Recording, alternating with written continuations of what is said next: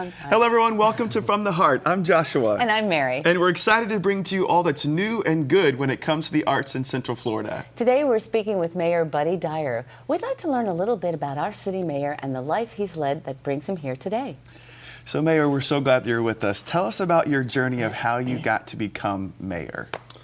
Well, it was a pretty long journey. I was actually born in the city of Orlando. So for those of you who are in your 50s, it was Orange Memorial Hospital, which is where Orlando Health is now. Wow.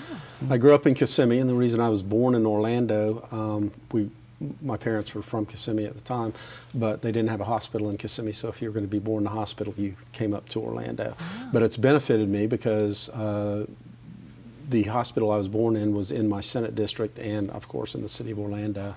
So I grew up in Osceola County, went to Osceola High School, Cowboys with a K, graduated in '76, went to Brown University, got an engineering degree there, came back and worked as an engineer for about 4 years, and then went to law school at the University of Florida, graduated, met my wife there, met my wife-to-be there, came back to Orlando, practiced law for between 15, 20 years, but was also during the course of that time elected to the state Senate.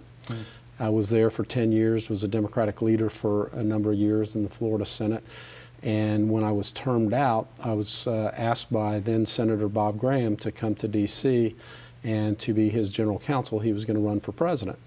And it was right after Jeb had won re-election, and he asked Glenda Hood to come be Secretary of State. So there was a special election for mayor. I was on my way to D.C. I think I'd been in City Hall one time in my life, but everybody kept calling and calling and calling and saying, you have to do this. You're the guy that can represent both the east side of Orlando and the west side. Well, there were already 7 people in this race, and it's the end of December, and the election is going to be the 3rd week in January, I guess. So I talked with my family, and what put me over the top is Pastor Sam Green, who's the pastor of St. Mark, was the pastor of St. Mark AME, which is the largest African American church in the city of Orlando, called me at about, I don't know, 6:30 a.m. one morning. And he said, Buddy, we have been praying about this right now, and we know that you have to run for mayor. So I said, okay, I'm going to do it.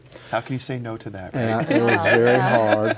And so we decided that we would do that. We were fortunate and won that election, and here it is 12 years later. But you majored in engineering. Did you think that your career in life was going to take a different path back then?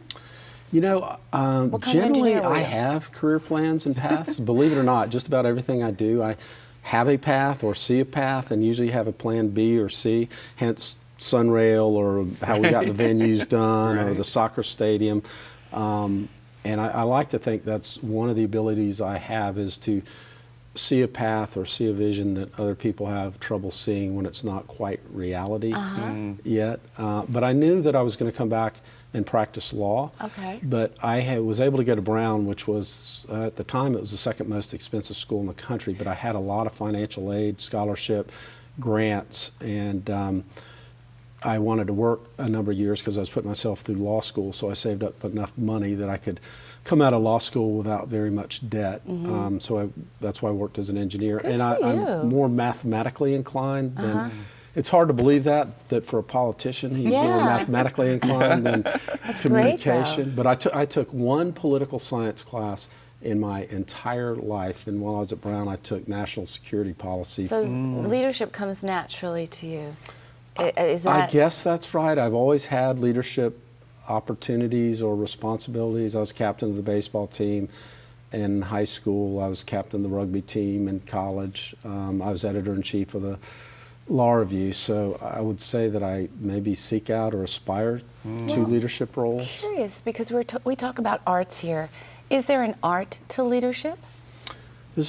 I think there is, and there's certainly different styles of leadership. Talk about that. My style is to be collaborative and try to bring out the best in people that work with me and give them great flexibility to tell them the result that I would like to see, but to let them figure out their way of going about and getting something done.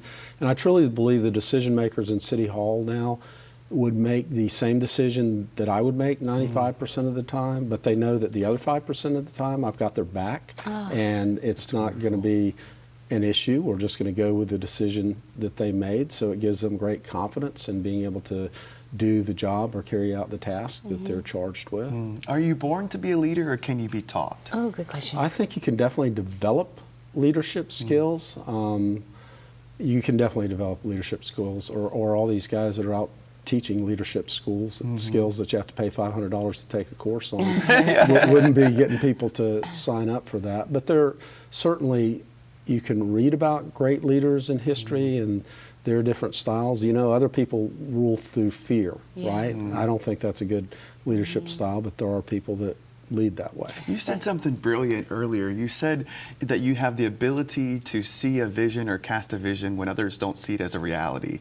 I think that's incredible. But what other attributes do you think are important to leadership? Because that's a great one, but what other ones do you feel are being important? able to listen to a number of points of view, and there's a lot of good discussion in the mayor's office or in our cabinet meetings. I don't think anybody is afraid to speak up their mind, because you'll find some people that surround themselves only with yes people, don't want to hear an opinion other than their own. But I value having everybody's opinion and differing opinions, and they have to not have the ego that if I don't select their advice, that's okay, and they're not afraid to give advice again. So I think that is a very important attribute, is being able to listen. And that you have with all of the desires and visions of our leaders in the arts. So thank you for that. Absolutely. Because we've seen it grow so much here. Where would you like to see it go next, the arts in Orlando? Well, I think just to continue to grow, not just in the big pieces, which are the Performing Arts Center. I would like to see us be able to break ground and finish the third theater for the Performing Arts Center. I certainly want to add to the sculpted art program that we have started. We did 8 pieces associated with Sea Art Orlando. We're doing a piece that'll be associated with the new police station. But have you been out to see the piece that we did with the Citrus Bowl? We repurposed. No. This is such a cool piece of art. So were you in the old Citrus Bowl? Yes. Okay, so you probably remember the old Convention and Visitors Bureau's logo was that Orlando sign that was on top of the scoreboard that was in fluorescent lighting.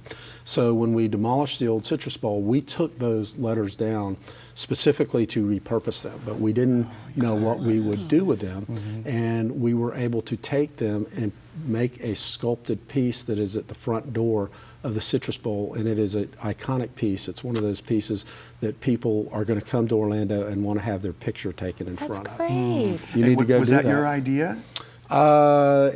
It was a collaboration. Good answer. Speaking of answers, we're going to have more questions and more answers in one more segment. It's just a joy speaking with you. Thank you. We're going to be back with Mayor Buddy Dyer. It's been a pleasure speaking with him, and we've got more coming back, so please join us from the heart.